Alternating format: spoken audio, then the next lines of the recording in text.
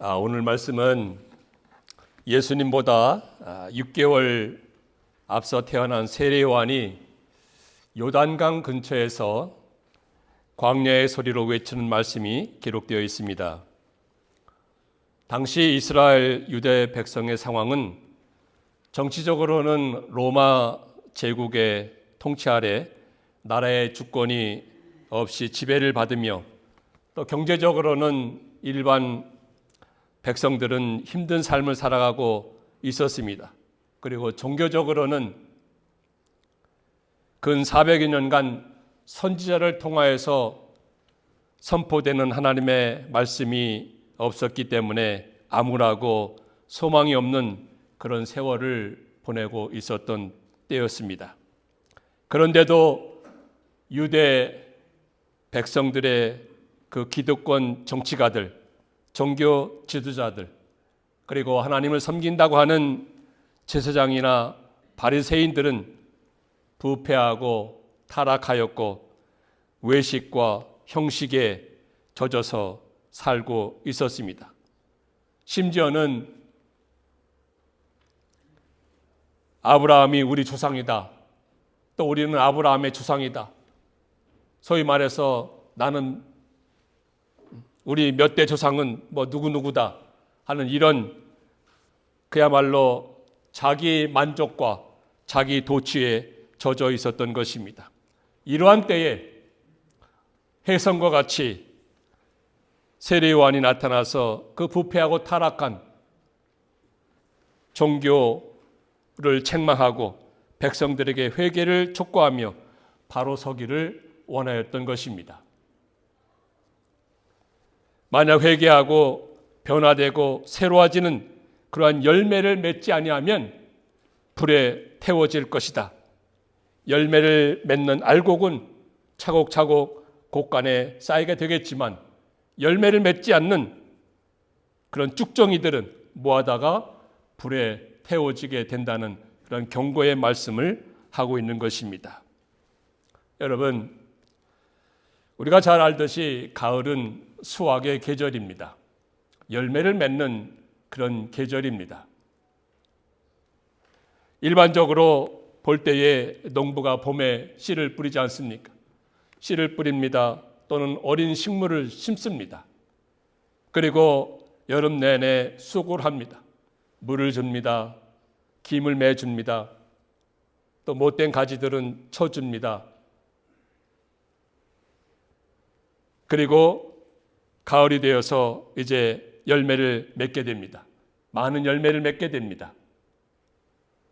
농부가 그 모든 씨를 뿌리고 작은 어린 식물을 심는 그 이유는 한 가지, 가을에 열매를 맺기 위해서, 열매를 거두기 위해서, 많은 열매를 거두기 위해서, 알곡을 거두기 위해서 농부는 수고하고 애를 쓰는 것입니다. 뿌려진 씨나 어린 식물들이 물 또는 수분을 잘 받아들이고 흡수하여서 그리고 위에서 내리 비치는 햇빛을 받을 때에 충실한 알곡이 되며 많은 열매를 맺을 수 있게 되겠지만 어떤 이유에서든지 물이나 수분을 흡수하지 아니하고 또 흡수하지 못하고 햇볕을 받지 못한다면 그 뿌린 씨 또 어린 식물은 자라지 않습니다. 자라지 못합니다. 당연히 결과적으로 열매를 맺을 수가 없고 도리어 쭉정이가 되고 가라지가 되기도 합니다. 여러분, 알곡이 무엇입니까? 알곡은 그야말로 잘 익은, 잘 연근 그런 곡식과 열매를 가리킵니다. 빛깔도 좋고요, 보기에도 좋은 그런 열매, 그런 곡식을 가리켜서 알곡이라 하지 않습니까? 그럼 쭉정이는 무엇입니까? 쭉정이는 지역마다 다르게 표현하는데 어떤 지역에서는 쭉증이, 또 어떤 데에서는 쭉제, 또 어떤 데서는 쭉구랭이, 또 어떤 데서는 쭉대기, 또 어떤 데서는 쭉땡이. 제주도에서는 제가 찾아보니까 납개라고 한답니다. 납개. 도대체 쭉정이하고 납개는 알아들을 수 없을 것 같아요. 어쨌든지 간에 이런 모든 그 표현들이 다 쭉정이를 가리키는 것입니다. 이 쭉정이라고 하는 것은 종자가 같은 것입니다. 같은, 예를 들어서 벼라면 같은 벼예요. 하지만 속에 알맹이가 없습니다. 열매가 없습니다. 빈 껍질입니다. 속이 텅 비어있는 껍데기를 가리켜서 쭉정이라고 말하는 것입니다. 그러면 가라지는 무엇입니까? 가라지는 완전히 종자가 다릅니다. 완전히 종자가 달라요. 그 영어로는 weed라고 표현을 했는데 이 잡초, 이 벼하고 다릅니다. 잡초를 가리키는 것입니다. 이 가라지는 정상적인 곡식의 수분이나 양분을 빼앗아가고 피해를 주는 풀을 가리키는 것입니다. 곡식의 성장을 방해하고 못되게 하는, 그야말로 뽑아버려야 할 대상이 바로 이 가라지인 것입니다. 여러분, 농부가 되시는 우리 하나님은 모든 성도들이 알곡과 같은 성도가 되기를 원하시는 것입니다. 알곡이 되기를 원하시는 것입니다. 충실한 알곡이 되기를 원하시는 것입니다. 그래서 햇볕도 주시고 때를 따라서 이른 비와 늦은 비를 주시고 모진 비바람도 막아주시는 것입니다. 그러나 모든 성도들이 다 알곡이 되지 못합니다. 그 중에는 쭉쟁이가 되기도 하고 심지어는 가라지가 되기도 합니다. 그래서 교회에서도 보면은 세 종류의 성도로 구분을 한다면 알곡과 같은 성도가 있고 쭉종이 같은 성도가 있고 가라지 같은 성도가 있다는 것을 가르쳐주고 있습니다. 그렇다고 한다면 오늘 여기에 모인 우리 모두는, 여러분들은 과연 어떤 성도이겠습니까? 바라건대 우리 모두는 정말로 알곡과 같은 충실한 알곡이 되어서 하나님을, 농부 되신 하나님을 기뻐하시고 흐뭇해하시고 인정하시고 칭찬하시는, 하나님으로부터 그런 칭찬을 듣는, 인정을 받는, 하나님이 기뻐하시는 그런 알곡과 같은 성도가 되어서 모든 찬송과 영광과 감사와 존귀를 올려드릴 수 있는 모두가 되기를 간절히 축원합니다.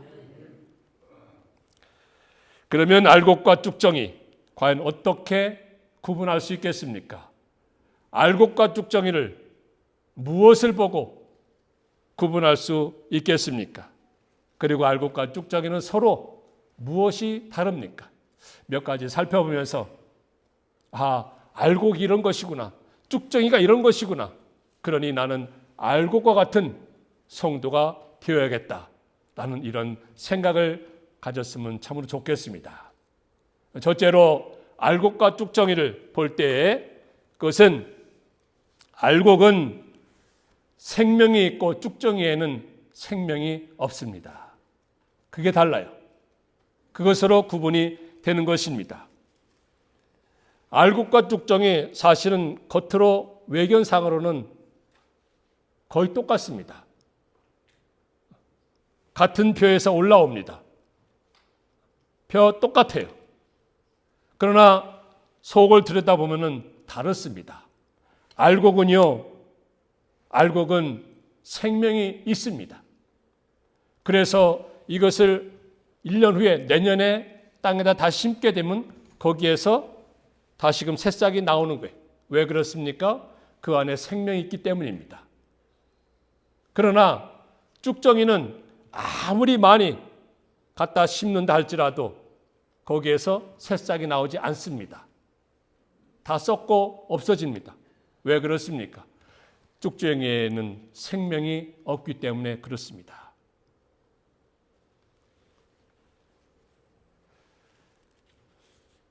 똑같이 교회에 나오는 사람이라 할지라도 알곡과 같은 성도가 있고 쭉정이와 같은 성도가 있는데, 알곡과 같은 성도는 내가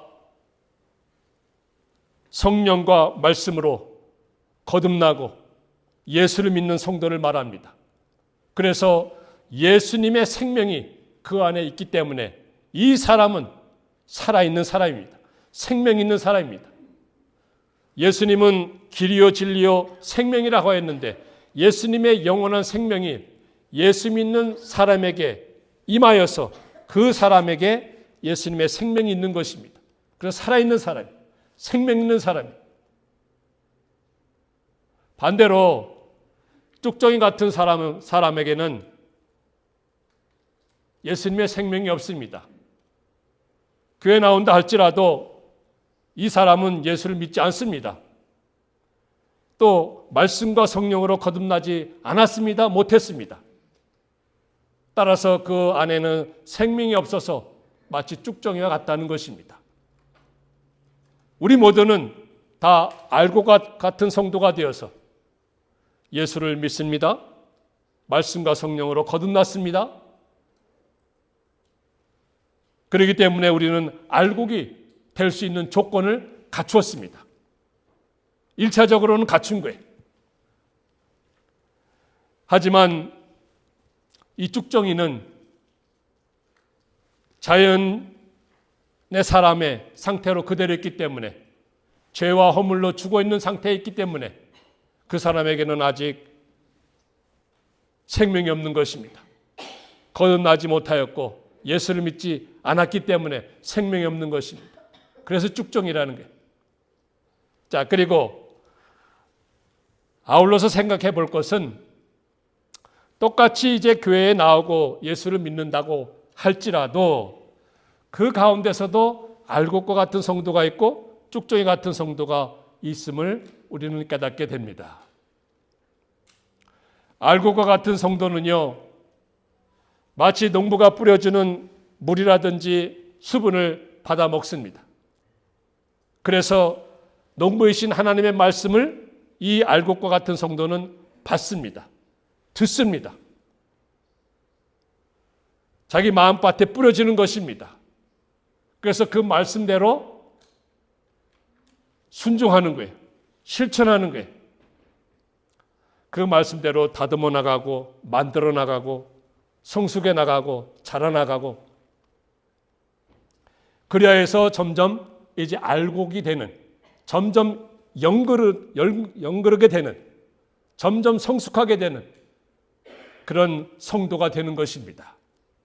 반면에 쭉정이 같은 성도는 말씀을 똑같이 받아요. 받지만 그 말씀대로 살질 않습니다. 그 말씀대로 순종하는 삶이 없습니다. 그의 삶에서 순종하고 실천하는 삶이 없어요. 오히려 자기 육신의 생각대로, 자기 그 습성대로 세상에 젖어서 살게 됩니다. 수분과 같고 영양분과 같은 그 말씀 들은 거 다 빼앗깁니다. 세상에다 빼앗기고 자기 욕심의 마음에 빼앗기고, 그래서 결과적으로는 열매가 익지를 못해요. 영글지를 못해요. 점점 성숙해지지 못합니다. 자라나지 못합니다. 만년 쭉정이와 같은 성도밖에는 되지 못한다는 것입니다. 똑같이 예배를 드리러 나옵니다. 예배를 드리러 나올 때 정말로 알곡과 같은 그런 마음을 가지고 하나님이 기뻐하시는 살아있는 예배를 드리는 성도가 있거니와,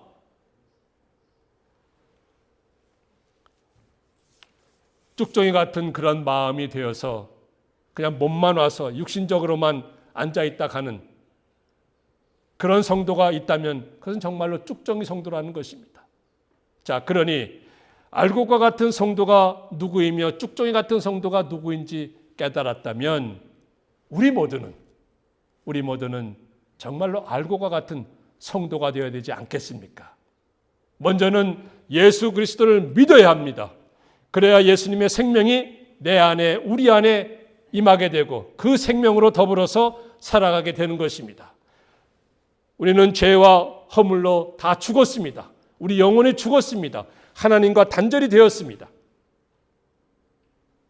이러한 상태에 있는 우리 심령과 영혼이 하나님의 말씀과 성령의 역사하심으로 거듭나야 되는 것입니다.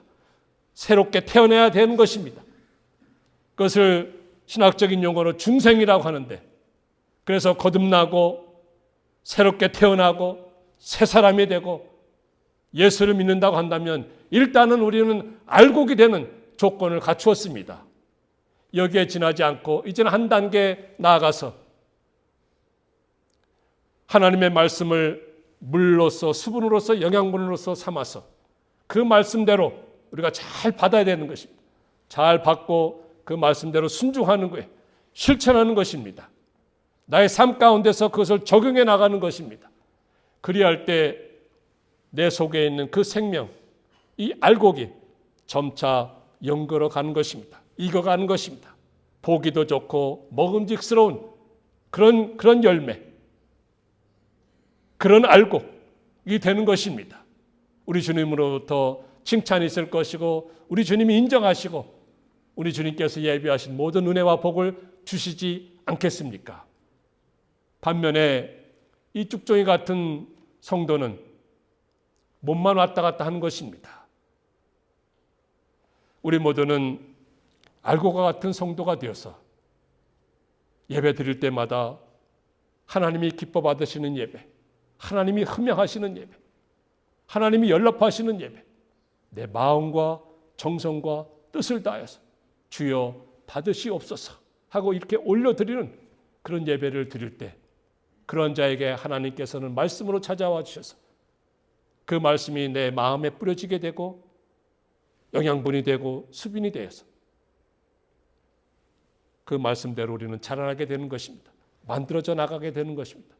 훗날 우리가 주님 앞에 섰을 때 정말로 칭찬과 존귀와 영광을 받아 누리면서 살아가는 그런 축복의 성도가 되지 않겠습니까? 이런 모든 은혜의 성도, 축복의 성도, 정말로 알고과 같은 성도가 되기를 축원합니다. 두 번째로는 알곡과 쭉정이에 대해서 두 번째로는 알곡은 머리를 숙이고 쭉정이는 머리를 듭니다. 여러분, 예를 들어서 이제 벼를 심지 않습니까? 벼를 심을 때 이 알곡의 변화, 쭉정이의 변화, 처음에는 똑같이 머리를 들고 점점 자라나게 됩니다. 그러나 벼는 익으면 익을수록 어떻게 돼요? 머리를 숙입니다. 고개를 숙입니다. 하지만 이 쭉정이는 속에 알맹이가 없고 알곡이 없기 때문에 내내 머리를 똑바로 서고 있습니다. 성도도 마찬가지입니다. 성도도 알곡과 같은 성도일수록 머리를 숙입니다. 머리를 숙인다고 하는 것은 겸손입니다. 겸손함이요 온유함입니다. 자기 자신을 낮춤입니다. 겸손하고 온유하고 자기 자신을 낮추는 그가 곧 알곡과 같은 성도라는 것입니다. 하나님은 교만한 자를 물리치시고 겸손한 자에게 은혜를 주신다고 말씀하였습니다. 나는 하나님 앞에 죄인이요 지금까지 살아오는 것이, 오늘 이 순간까지 살아오는 것이 하나님의 은혜로 말미암아서 살아온다는 것을 깨닫고 알고 고백하는 그 성도가 바로 겸손한 성도인 것입니다. 그 겸손한 마음으로 주님을 섬기는 것이 곧 알곡이 되는 비결인 것입니다.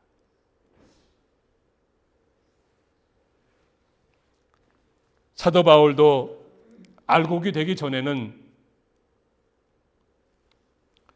자기 자신이 가장 의로운 자요 흠이 없는 자로 알았습니다. 그래서 다른 사람들은 자기 자신보다 못한 사람으로 여겼던 것입니다. 하지만 그가 알곡이 된 다음에는 그의 생각이 완전히 달라졌습니다. 그의 삶의 자세와 태도가 완전히 바뀌었습니다. 자기 자신은 만삭이 되지 못하여 난 자와 같이 여겼습니다. 모든 성도 중에 지극히 작은 자보다 더 작은 자로 여겼습니다. 죄인 중에 괴수로 여겼습니다. 만물의 찌꺼기로 여겼습니다. 그 모든 것이 무엇입니까? 바로 사도 바울이 낮아졌다는 것이고 온유하고 겸손하였다는, 즉 알곡이 되었다는 증거 아니겠습니까? 반면에 이스라엘의 초대왕 사울 왕이 있습니다. 사울 왕은 처음에는 겸손하였습니다. 그래서 숨을 정도로 겸손하였습니다마는 그가 점차 교만해졌습니다. 그래서 하나님의 말씀을 불순종하기 시작하였습니다. 하나님을 거역하였습니다. 월권 행세까지 하였습니다. 그것은 곧 그가 쭉정이라는 것입니다. 오늘 우리는 이런 말씀을 대하면서 나는 과연 온유하고 겸손한 것인가? 아니면 쭉정이가 같아서 정말로 드세지고 자만하고 교만하고, 이 교만하다고 하는 것은 하나님의 은혜를 인정하지 않는 것이 곧 교만인 것입니다. 내 힘과 내 노력으로 내가 애써서 지금까지 살아왔다 하는 그것 자체가 벌써 하나님 앞에서는 쭉정이라는 것입니다. 그러니 우리는 모든 것이 다 하나님의 은혜요, 하나님의 돌보심이요, 하나님의 이끌어주심이요, 하나님의 역사하심인 줄 알고 그 모든 것을 하나님께로 돌려드려야 되는 것입니다. 나는 아무것도 아니요, 내가 한 것은 아무것도 아니다. 오직 하나님께서 하신 것이고 하나님의 은혜로 말미암아서 된 것이다 라고 하면서 자기 자신을 낮추고 하나님을 나타내는 것입니다. 하나님을 드러내는 것입니다. 하나님의 은혜입니다. 하나님께서 해주셨습니다. 이런 생각과 이런 마음과 이런 믿음이 곧 알곡이 되는 것입니다. 알곡이 되는 비결인 것입니다. 그러니 우리 모두는 다 이와 같은 생각과 믿음을 가지고 알곡과 같은 성도가 되기를 간절히 축원하는 것입니다. 세 번째로는 알곡과 쭉정이에 대해서 살펴볼 때에 세 번째가 바람이 불면 알곡은 나무나 쭉정이는 날아갑니다. 여러분, 농부가 이제 가을에 곡식을 추수하지 않습니까? 그리고 이제 그 곡식을 추수한 다음에 곡간에 차곡차곡 쌓아놓게 됩니다. 근데 그 전에 이제 추수하고 다 수확한 다음에 바람 부는 마당에서 뭐 합니까? 이제 키질을 합니다. 키질하는 거예요. 이제 탈곡기로 이제 탈곡하면서 키질을 할 때에 알곡은 그 자리에 떨어져요. 그 자리에 떨어집니다. 그러나 쭉정이는 어떻게 됩니까? 그 바람에 의해서 다 멀리 날아갑니다. 그래서 남아있는 것은 알곡이요, 날아가는 것은 쭉정이라는 것입니다.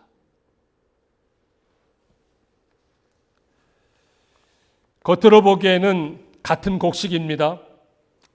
비슷하여 차이가 없어 보이지만 바람을 불어보면, 바람이 불면 거기에서 차이가 나는 거예요. 바람이 불면 알곡은 그 자리에 남습니다. 하지만 바람이 불면 그 쭉정이는 날아간다는 거예요. 속이 비어있기 때문에, 껍데기인 것 뿐이기 때문에. 성도들도 마찬가지입니다. 성도들도 우리가 예수 믿는다고 하고 교회 다닌다고 하고 겉으로 보기에는 다 똑같아요. 다 비슷비슷합니다. 다 그만합니다. 그러나 바람이 불면 정말로 내가 알곡인지 쭉정인지 거기서 구분이 됩니다. 구별이 됩니다. 시험의 바람이 불고 환난의 바람이 불고 힘듦의 바람이 불고 어려운 일의 바람이 불면 또 큰 질병의 바람이 불면 과연 알곡은 그 자리에 있습니다. 믿음을 지키게 됩니다. 주님 섬기는 마음이 변하지 않습니다. 그러나 쭉정이 같은 성도는 어떻게 됩니까? 이런 바람이 불 때에 믿음은 온데간데 없어집니다. 옛날에 믿지 않았던 그런 생각과 그런 삶을 살아가게 됩니다. 자기 자리도 지키지 못합니다. 그 모든 것이 무엇인가 하면 바로 쭉정이라는 것입니다. 이 쭉정이는 바람 따라 날아가고 정함이 없습니다. 바람이 없을 때는 또 평안할 때는 사실은 똑같아요. 다 믿는 것 같고 다 믿음이 있는 것 같고 주님을 섬기는 것 같습니다. 하지만 바람이 불 때 차이가 나는 것이고 구분이 되는 것입니다. 그러므로 알곡과 같은 성도는 어떠한 바람이 분다 할지라도 믿음을 지킵니다. 믿음을 지키고 주님을 따라갑니다. 주님을 끝까지 섬겨 나갑니다.